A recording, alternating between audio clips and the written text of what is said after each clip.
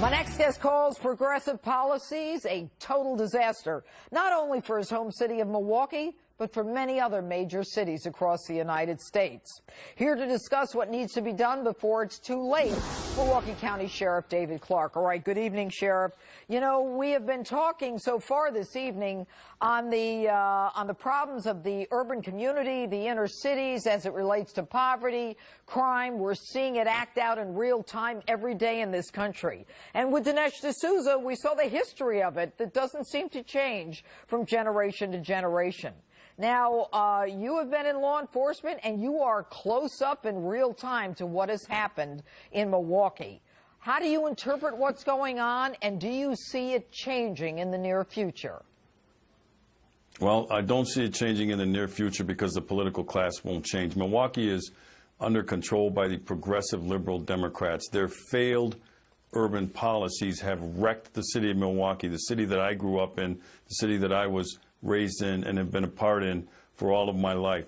Milwaukee used to be a strong middle-class city. Strong middle class, a lot of jobs, good education system. That's all been flipped over the last 50 years. We're now the 6th poorest city in America for a city of its size, with 1 in every 4 people living in poverty. You have a failing K-12 public education system, one of the worst in the nation. You have massive black unemployment. You have dysfunctional families. All of this has been exacerbated under this progressive idea of how to run cities.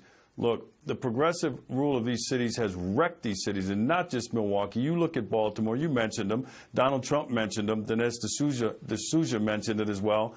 Baltimore, you look at St. Louis, you look at L.A. Chicago's on the brink right now as well.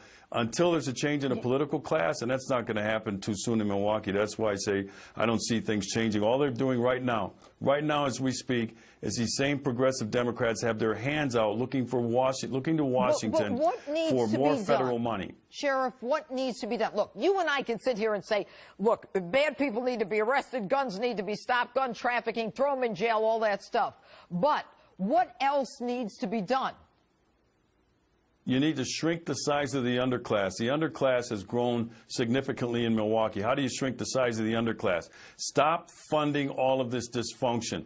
Stop funding this growth of government in the lives of people in Milwaukee. That's where the Republicans can help. They can step in, not with more money, but to slowly, because you can't pull the rug out from people, and you know, that'd be a cruel thing to do. Slowly start to defund this dysfunction and tie any more federal money to achievement, for accomplishment. In other words, the poverty rate is as such in Milwaukee. If it doesn't go down in the next 3-5 years, less money. If it doesn't go down after that, less money. Because eventually what will happen in the American ghetto, look, black people are resilient. We've overcome slavery. We've overcome Jim Crow. We have not been able to overcome modern liberalism and the progressive liberal movement. That's been a stifling thing for us. We have not figured that out. But they will if they're made to stand up on their own 2 feet, figure some of these things out for themselves, realize they are being hoodwinked by the Democrat Party. I find it encouraging that Donald Trump went out there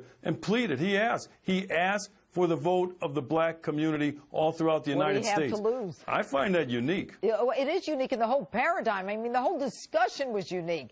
Not even mentioning the schools and the failed system of schooling, where these kids are dropping out and failing and, you know, just being, you know, self-fulfilling, that they're not going anywhere. Sheriff David Clarke, thanks so much for being with us this evening. All right. My pleasure, Judge. The best